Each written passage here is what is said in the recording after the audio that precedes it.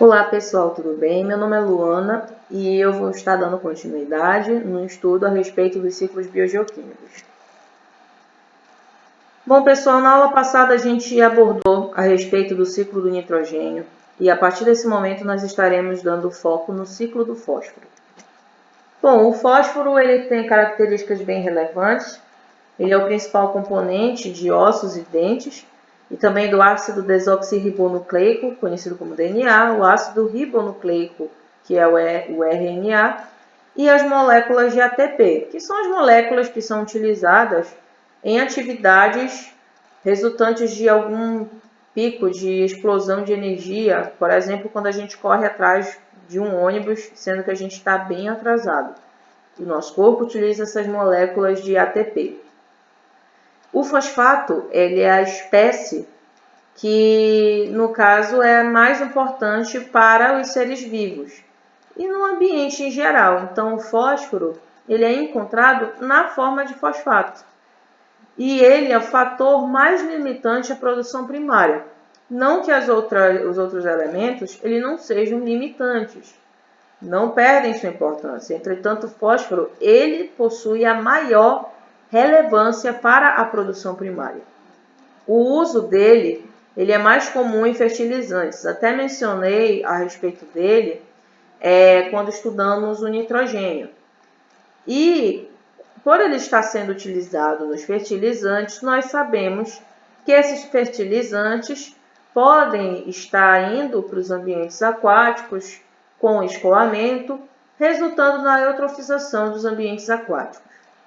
O fosfato ele possui tanto forma inorgânica e orgânica, e nós vemos que na forma inorgânica ele está predominantemente na crosta terrestre, nas rochas. A sua forma orgânica ela está presente na matéria orgânica. Os reservatórios do fósforo, vemos que os principais, por exemplo, é a biota, a biota marinha, no caso, e também vemos que, por exemplo, na coluna d'água, ele está presente principalmente em sua forma dissolvida.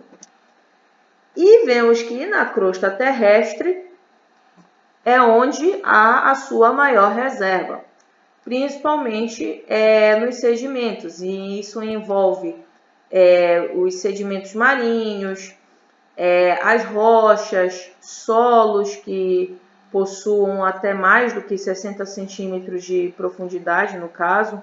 Então, é o maior estoque de fósforo está presente mesmo na litosfera, na crosta terrestre.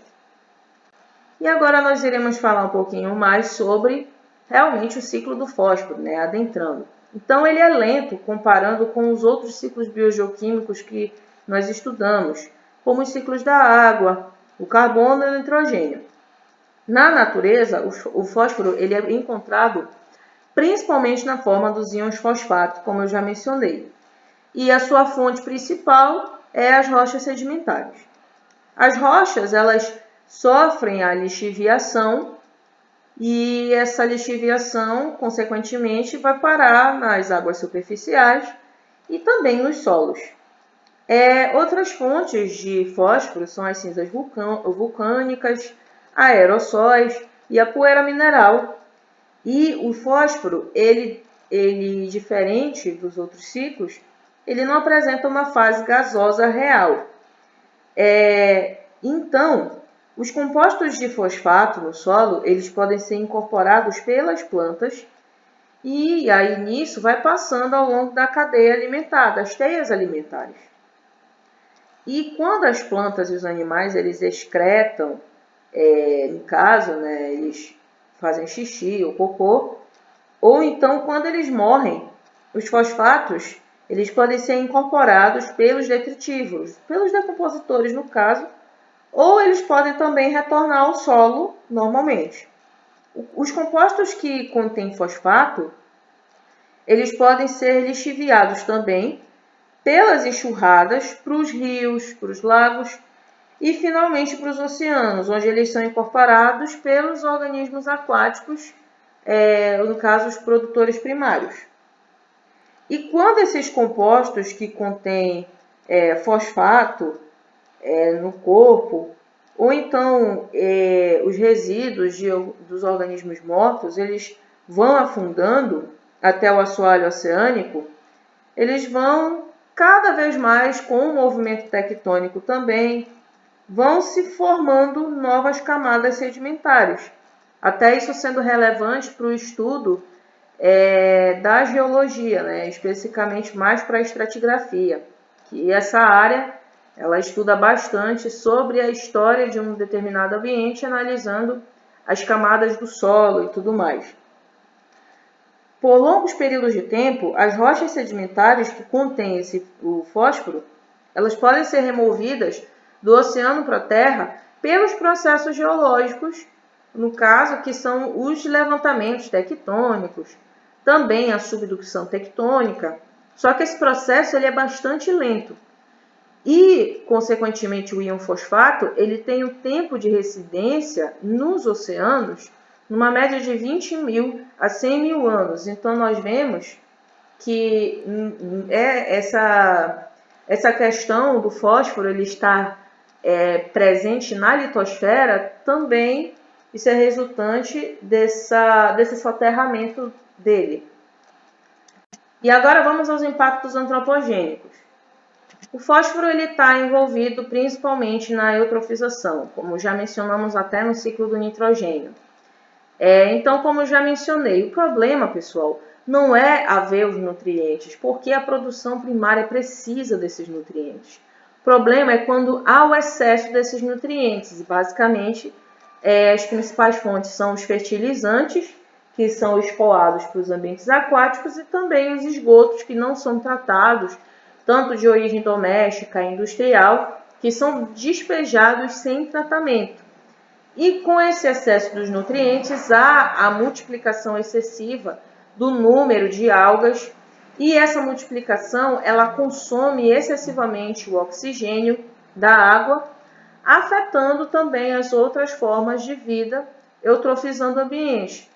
E também outra coisa é que as algas elas podem também produzir toxinas, que também é isso que pode prejudicar a qualidade da água e também matar os outros organismos. Então, consequentemente, se nós temos um ambiente eutrofizado, nós temos um ambiente poluído, um ambiente que as propriedades da água ela foi completamente afetada.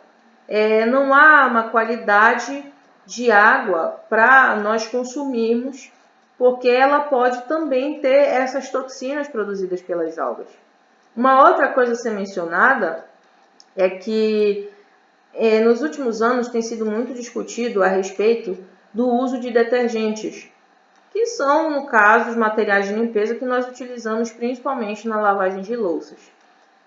Porque os detergentes, eles são a maior fonte, hoje em dia, de fósforo no esgoto doméstico.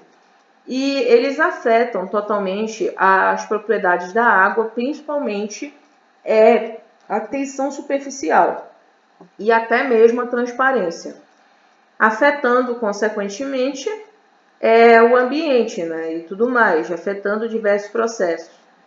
Então, vocês podem perceber que muitas coisas estão sendo atingidas, né, muitos organismos estão sendo atingidos, inclusive nós mesmos.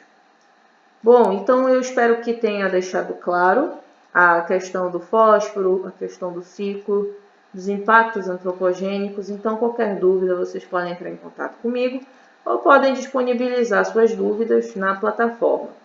E é isso, pessoal, e até a próxima!